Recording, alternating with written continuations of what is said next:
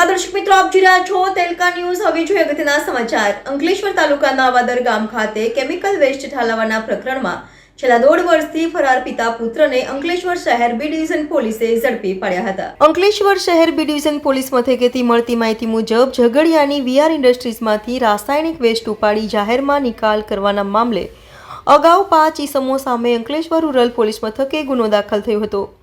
જે અંતર્ગત 11 ઓગસ્ટ 2023ના રોજ ભરૂચ એલસીબી પોલીસ દ્વારા અવાદર ગામ ખાતે કેમિકલ વેસ્ટ પાણી જાહેરમાં નિકાલ કરતા ટેન્કરને ઝડપી પાડી 3 ઈસમની અટકાયત કરી તાલુકા પોલીસને હવાલે કર્યું હતું। જે અંતર્ગત તાલુકા પોલીસે મધ્યપ્રદેશના નાગદાના યોગેન્દ્રસિંહ રાજેન્દ્રસિંહ રાજપૂત અને ધ્રુવ મનોજ મીના તેમજ વડોદરાના શિનોરના અનિલ રામજીભાઈ વસાવા આ કેમિકલ વેસ્ટ ભરાવી આપનાર મધ્યપ્રદેશના નાગદાના મનોજ મીના તેમજ ઝઘડિયાની વીઆર ઇન્ડસ્ટ્રીઝ સામે ગુનો દાખલ કરી વધુ તપાસ શરૂ કરી હતી। જે ગુનામાં સંડોવાયેલા પિતા પુત્ર છેલ્લા 1.5 વર્ષથી વોન્ટેડ મનોજ મીના અને ધ્રુવ મીનાને અંકલેશ્વર શહેર બી ડિવિઝન પોલીસે ઝડપી પાડી કાયદેસરની કાર્યવાહી હાથ ધરી હતી।